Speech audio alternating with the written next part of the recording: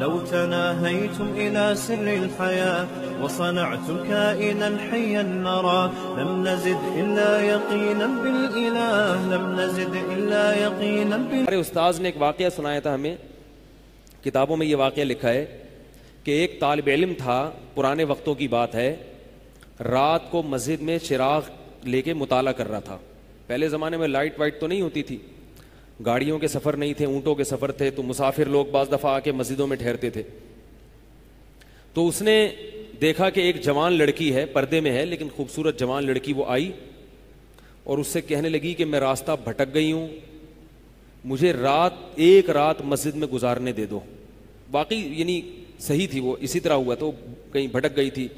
شہر میں بھی بعض دفعہ لوگ بھول جاتے تھے نا کہ راستہ بھٹک جاتے تھے. اب یہ پریشان تھا کہ میں اس کو رات کو اگر پناہ دیتا ہوں تو مجھے شیطان ورغلائے گا، اور اس لڑکی کو اگر میں پناہ نہیں دیتا تو یہ کہاں جائے گی رات کو، کوئی اور اس کی عزت سے کھیلے گا. تو اس نے بہرحال اس کو ٹھکانہ دے دیا، اس کو کہا کہ آپ ادھر اس طرف جا کے سو جائیں. نتیجہ کیا نکلا ہے کہ وہ لڑکی اس کو دیکھ رہی تھی، یہ کرتا کیا ہے، اس کو بھی اپنی عزت کا ڈر تھا نا کہ کہیں یہ دست درازی نہ کرے. تو یہ نوجوان جس چراغ میں مطالعہ کر رہا تھا، مطالعہ کرتے کرتے اس کی آگ میں اپنی انگلی لے کے جاتا اور اس کو جلاتا.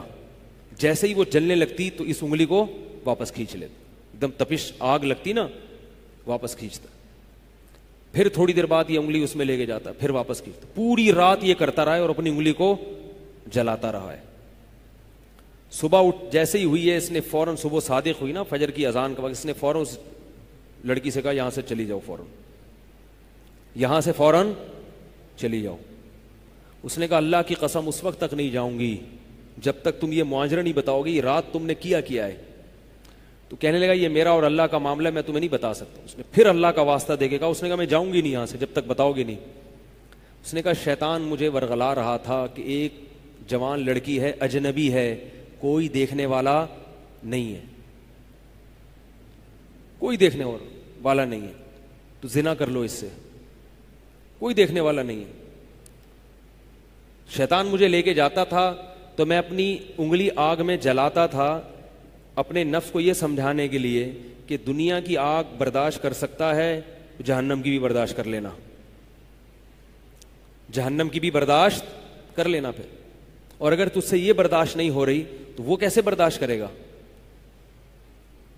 کہہ رہے جب میں آگ میں جلنے لگتا تھا نا تو میری چیخ نکلتی تھی کہ یار یہ نہیں ہو رہی تو وہ کیسے برداشت ہوگی. حدیث میں آتا ہے جہنم کی آگ دنیا کی آگ سے 70 گنا زیادہ گرم ہے، 70 گنا زیادہ گرم.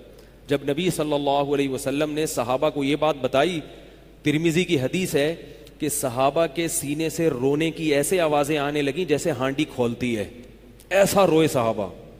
حالانکہ صحابہ گناہوں سے بچتے تھے، اتنا روئے ہیں کہ سینے کے جیسے ہانڈی کھول رہی ہوتی ہے ایسے ان کے سینے سے رونے کی آوازیں آئی ہیں.